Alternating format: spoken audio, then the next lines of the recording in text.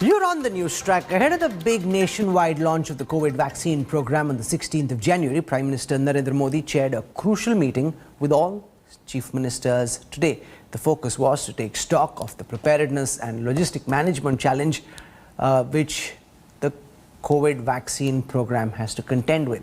After the meeting, Prime Minister Modi laid out the plan for the vaccination. He said that in the first phase, 1 crore health workers and 2 crore frontline workers will get free vaccination and states will not have to bear any cost.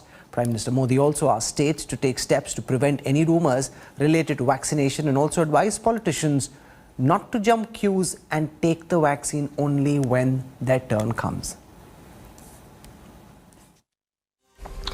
Bharat के टीकाकरण का जो अनुभव है, जो दूर सुदूर क्षेत्रों तक पहुंचने की व्यवस्थाएं हैं, वो कोरोना वैक्सीनेशन कार्यक्रम में बहुत उपयोगी सिद्ध होने वाली है।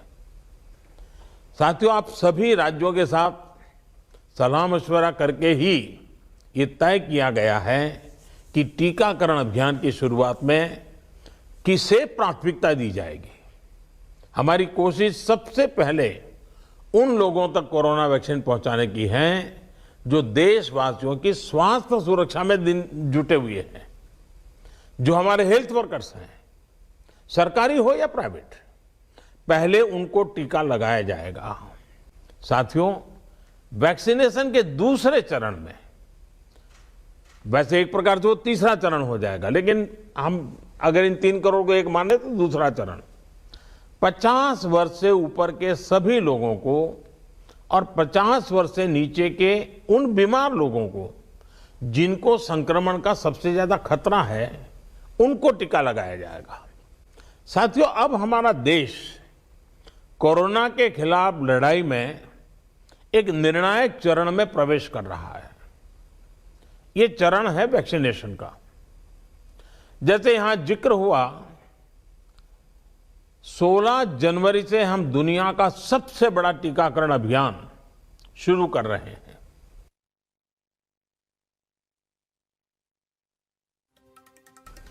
ये हम सभी के लिए गौरव की बात है कि जिन 2 वैक्सीन को इमरजेंसी यूज ऑथराइजेशन दिया गया है, वो दोनों ही मेड इन इंडिया है। इतना ही नहीं, 4 और वैक्सीन प्रोग्रेस में है और ये जो करीब 60-70% काम पहले राउंड का होने के बाद बैठने की चर्चा इसलिए करता हूं कि उसके बाद और वैक्सीन भी आ जाएगी और जब और वैक्सीन आ जाएगी तो हमें फ्यूचर का प्लान करने में वो भी एक बहुत बड़ी सुविधा रहेगी।